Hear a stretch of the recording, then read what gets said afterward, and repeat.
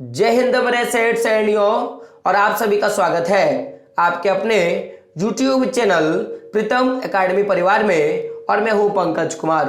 तो आज के इस वीडियो पे बात करेंगे क्लास 9 का एक सब्जेक्ट है आपका ज्योग्राफी यानी कि भूगोल। तो भूगोल का जो चैप्टर संख्या 1 है माय डियर फ्रेंड, इस चैप्टर संख्या का आज हम लोग MCQ क्वेश्चन करेंगे। और आपको पता होगा कि ये जो चैप्टर है आपका वो क्या है, भारत आकार और स्थिति यानी कि भारत के आकार और स्थिति के चैप्टर का जितने भी इंपॉर्टेंट MCQ क्वेश्चन है, जो भी MCQ क्वेश्चन है कि मल्टीपल चॉइस का क्वेश्चन है, सारा का सारा आज हम लोग क्या देखेंगे, सॉल्यूशन देखेंगे, ताकि आपका जो बोर्ड का जो टर्म 1 का जो एग्जाम होने वाला है वो क्या हो, अच्छे से हो जाए और आपको अच्छा क्या करे, नंबर मिल जाए। तो बात करते हैं सबसे पहले प्रश्न पे।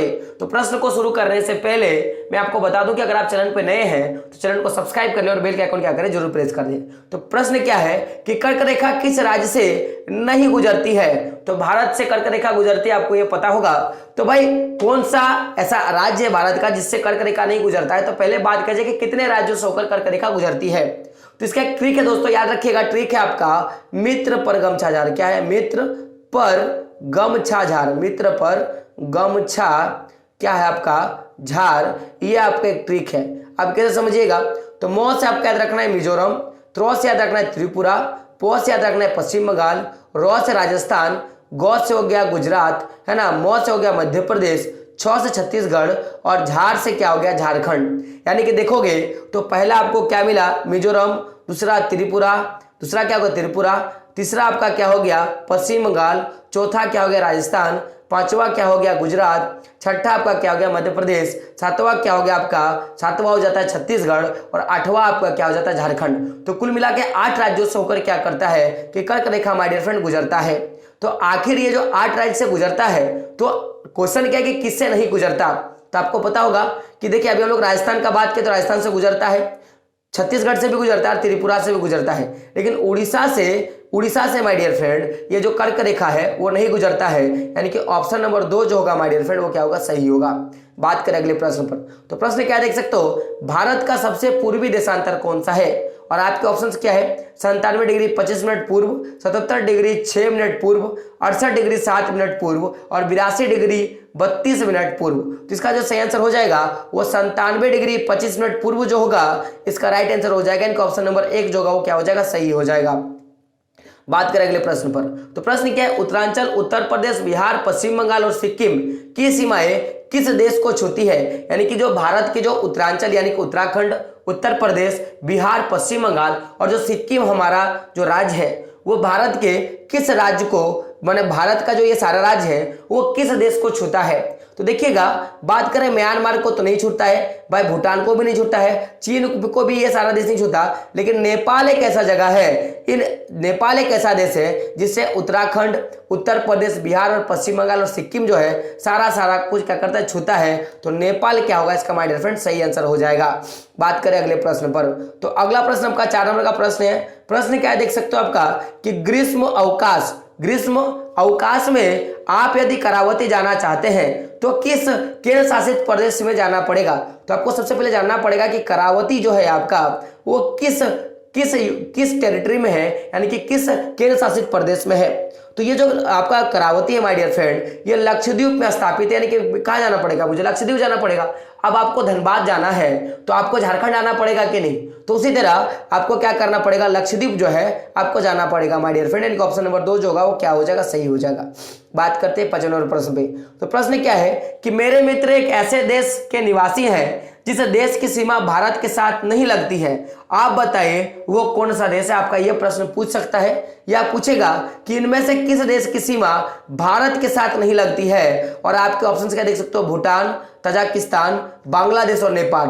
तो आपको पता होगा कि हमारे पड़ोसी मुल्क में भूटान भी आता है, बांग्लादेश भी आता है और नेपाल भी आता है। ये सारे हमारे साथ बाउंड्री क्या करते हैं, साझा करता है। लेकिन जो तजाकिस्तान है ये हमारे साथ बाउंड्री शेयर नहीं करता। यानी कि ऑप्शन नंबर 2 जो होगा क्या हो जाएगा माय डियर फ्रेंड, इसका सही आंसर हो जाएगा। बात करें अगले प्रश्न पर। तो अगला प्रश्न आपका देख सकते हो, भारत देश किस गोलार्ध में स्थित है? और आपके ऑप्शन क्या है, उत्तरी गोलार्ध, दक्षिणी गोलार्ध, दोनों में और इनमें से कोई नहीं। तो अगर मैं बात करूं इसके आंसर का, तो एक सबसे पहले आप क्या करें, वीडियो को पॉज करें और कमेंट बॉक्स में छापिए कि आपका क्या आंसर है। लेकिन मैं बात करूं आंसर का, तो हम लोग उत्तरी गोलार्ध में स्थित है। किस पे स्थित है? उत्तरी गोलार्ध। याद रखिएगा कि ये मान लीजिएगा पृथ्वी है, मान लेते हैं ये पृथ्वी है, भले गोल नहीं हो पृथ्वी है, और यहां से मान लेते हैं कि जो विषुवत रेखा है, जो 0 डिग्री भूमध्य जो रेखा है वो आपका क्या करती है, क्रॉस करती है। जो 0 डिग्री इक्वेटर रेखा है वो पूरे पृथ्वी पर क्रॉस करती है। तो जो इसका ऊपर वाला जो हिस्सा होगा इसको उत्तरी गोलार्ध बोलेंगे, और नीचे वाला जो हिस्सा होगा उसको क्या बोलेंगे, दक्षिणी गोलार्ध बोलेंगे। तो हम लोग किसमें स्थित है, उत्तरी गोलार्ध में स्थित है, यानी ऊपरी भाग में हम लोग क्या स्थित है माय डियर फ्रेंड। बात करते हैं अगले प्रश्न पर। तो प्रश्न आपका क्या देख सकते हो कि भारत की मानक यामी उत्तर कितने डिग्री को माना गया है, यानी कि भारत में जो समय मानक रेखा जो पार हुआ है तो ये कितना हमें डिग्री में जो ये जो है वो कहां पार हुआ है, माना ये जो कितना डिग्री का जो रेखा है हम लोग उसको बोलते हैं, ये आपका ऑप्शन है। तो बात करेंगे ऑप्शंस पे, तो 82 डिग्री पश्चिम को, 82 डिग्री पूर्व को, 0 डिग्री को, और इनमें से कोई नहीं। तो 7वें नंबर प्रश्न का अगर मैं आंसर का बात करूं तो 82 डिग्री जो पूर्व का जो रेखा है आपका, जो मानक समय रेखा है उसको बोलेंगे।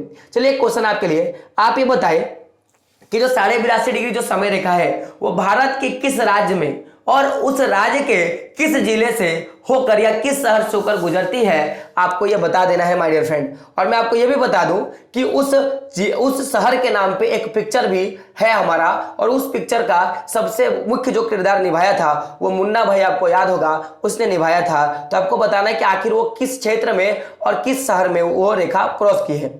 बात करते हैं अगले प्रश्न पर। तो प्रश्न क्या है कि भारतीय भूभाग का कुल क्षेत्रफल लगभग कितना है। तो भारतीय भूभाग का पूरा जो एरिया है वो कितना, आपको पता है 32.8 लाख वर्ग किलोमीटर है, यानी कि ऑप्शन नंबर 1 जो होगा माय डियर फ्रेंड क्या होगा, वो सही हो जाएगा। बात करें अगले प्रश्न पर। तो प्रश्न क्या देख सकते हो, कौन सा देश क्षेत्रफल में भारत से बड़ा नहीं है। तो भारत से बड़ा नहीं है, तो आपको पता होगा कि विश्व का सबसे 7वां जो बड़ा देश वो क्या है, भारत है। 7वां बड़ा देश भारत है। तो यार जितने भी देश आपको पता होगा, रूस हो गया, या मैं बात करूंगा यहां पे ऑप्शन के हिसाब से, तो रूस, ब्राजील, क्या है, रूस, ब्राजील और साथ साथ में ऑस्ट्रेलिया, ये सारे क्या है भारत से बड़े देश है। लेकिन श्रीलंका आप खुद ही देखोगे वो हमारे से बड़ा नहीं, तो ऑप्शन नंबर 4 जो होगा वो क्या हो जाएगा, सही हो जाएगा। बात करें अगले प्रश्न पर। तो कर्क रेखा किस राज्य से गुजरती है। देखिए नहीं बात बोला है, गुजरता है। तो हम लोगों ने ऑप्शन देखा था, मित्र पर गमछा झाड़, तो क्या उसमें उड़ीसा था, आप बोलोगे नहीं। क्या बिहार था, नहीं। क्या मेघालय था, नहीं। झाड़ से क्या था, झारखंड। तो ऑप्शन नंबर 2 जो होगा क्या होगा माय डियर फ्रेंड, सही हो जाएगा। बात करते हैं अगले प्रश्न पर। तो 11 नंबर का प्रश्न आपके स्क्रीन पर कि भारत का क्षेत्रफल विश्व के कुल भौगोलिक क्षेत्रफल का कितना प्रतिशत है, यानी कि जो टोटल जो एरिया है पूरे विश्व में, उस एरिया में ये जो 32 लाख वर्ग किलोमीटर का जो पूरा का पूरा जो क्षेत्र है आपका, किसका, भारत का, तो ये कुल कितना प्रतिशत है पूरे एरिया का। तो अगर मैं बात करूं इसके आंसर का, तो पहले ऑप्शन पे देखते हैं। ऑप्शन क्या है, 2.4%, 5%, 3%, 4%। तो इसका सही आंसर क्या हो जाएगा, 2.4% क्या होगा, इसका राइट हो जाएगा। तो भारत का जो कुल क्षेत्रफल है वो पूरे विश्व के भूभाग का 2.4% है माय डियर फ्रेंड। बात करें अगले प्रश्न पर। तो 12 नंबर का प्रश्न है भारतीय मानक समय, यानी कि IST, इंडियन सिस्टम टाइम, ऐसा कुछ बोलते हैं, GMT, यानी कि इसका मुझे नाम मैं भूल रहा हूं, इसको क्या बोलते हैं, यूनिवर्स टाइम से कितने घंटे का आगे पीछे, यानी कि एक जो इंडियन सिस्टम है और एक आपका जो पूरा का पूरा इंटरनेशनल सिस्टम है।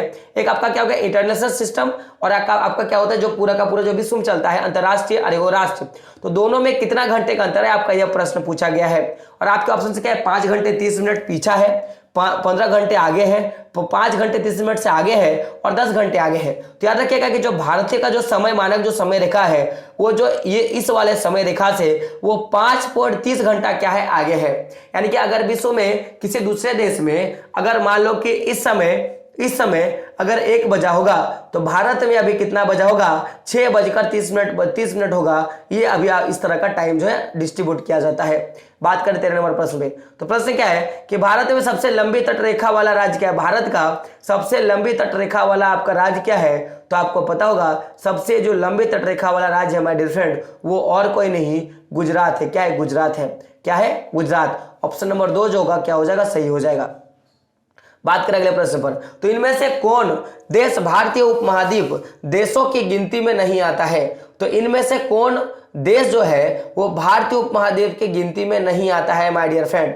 और आपके ऑप्शन क्या है, भारत, पाकिस्तान, बांग्लादेश और चीन। तो ये भारत के उपमहाद्वीप के क्षेत्र में गिनती में नहीं आता है। तो अगर मैं बात करूं इसके आंसर का, तो क्या हो जाएगा, चीन। क्या हो जाएगा, चीन। क्योंकि आपको पता होगा कि पहला जो पूरा का पूरा जो भारत था उसमें पाकिस्तान में इंक्लूड था और ये पश्चिम बंगाल और जो बांग्लादेश था वो दोनों मिलाकर उस समय क्या होता था, बांग्लादेश होता था, जो कि कटने के बाद क्या हो गया, पश्चिम बंगाल और बांग्लादेश में क्या हो गया, डिवाइड हो गया। तो उस समय ये जो तीनों का देश है ये भारतीय उपमहाद्वीप का ही हिस्सा है, लेकिन चीन जो है वो पहले से क्या था, स्वतंत्र था। तो ऑप्शन नंबर 4 जो है इसका क्या हो जाएगा, सही हो जाएगा। बात करें अगले प्रश्न पर, तो क्षेत्रफल की दृष्टि से भारत का विश्व में क्या स्थान है? तो आपका ऑप्शन क्या, दूसरा, 7वां, 10वां या चौथा?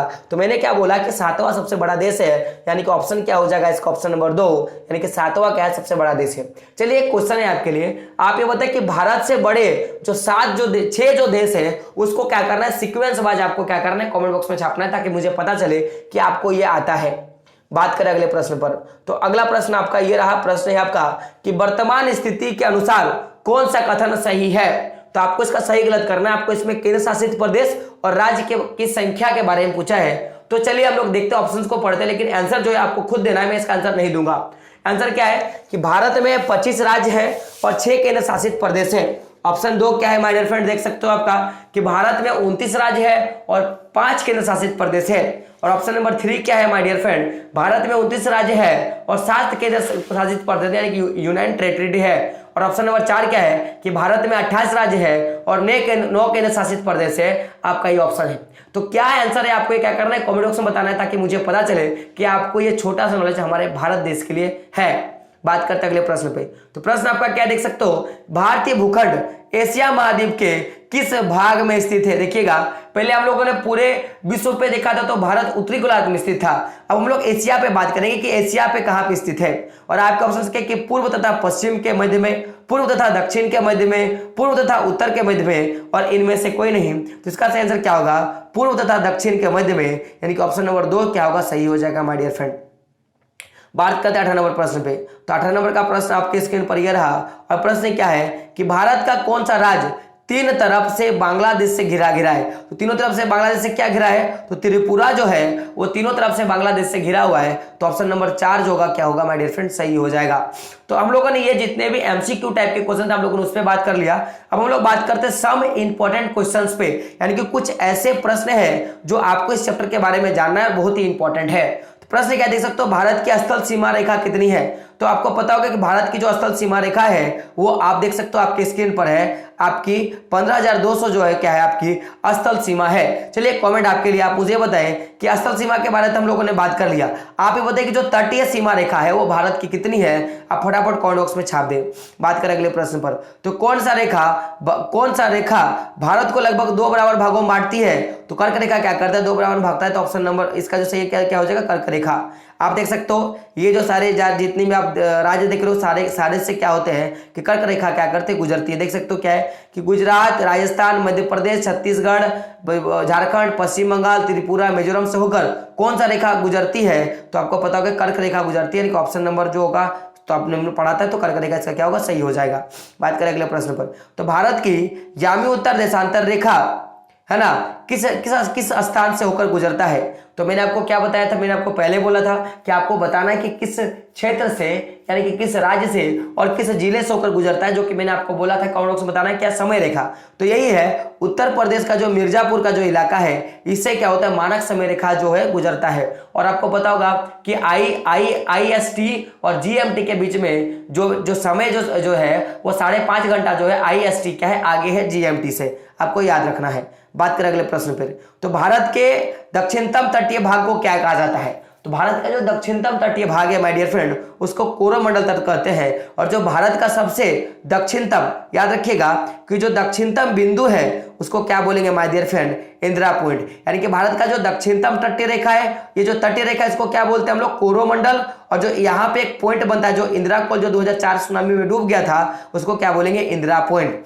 तो देख सकते हो इंदिरा पॉइंट किस वर्ष सुनामी में डूब गया था, तो 2004 में डूब गया था, जलमग्न हो गया था। तो इसका सही आंसर होगा 2004। बात करें अगले प्रश्न पर, तो पश्चिम बंगाल, सिक्किम, असम, मेघालय, त्रिपुरा की सीमा किस देश को छूती है? तो देखिएगा बांग्लादेश को छूती है। किसको छूती है? बांग्लादेश को भी क्या करती है, छूती है माय डियर फ्रेंड।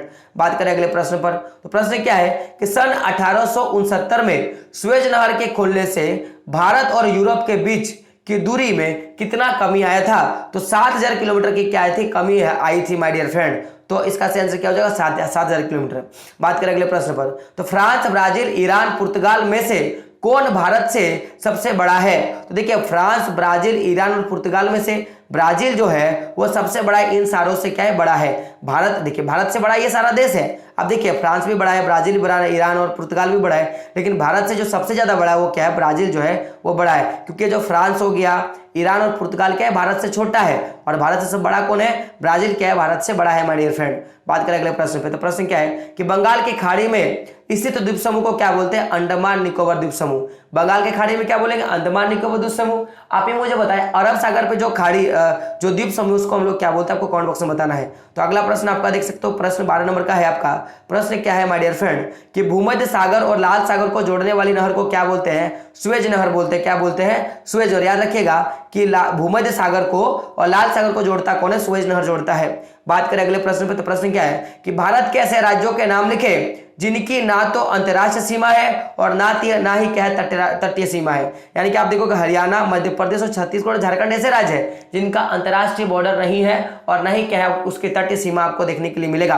तो इस चैप्टर से जितने भी मोस्ट इंपॉर्टेंट क्वेश्चन थे हम लोगों ने करवा दिया। अब आपका काम है कि इसको देखना, सीखना और समझना। और दूसरी बात कि चैनल पे नहीं हो तो क्या करना? सब्सक्राइब करना और अपने दोस्तों तक वीडियो को शेयर करना।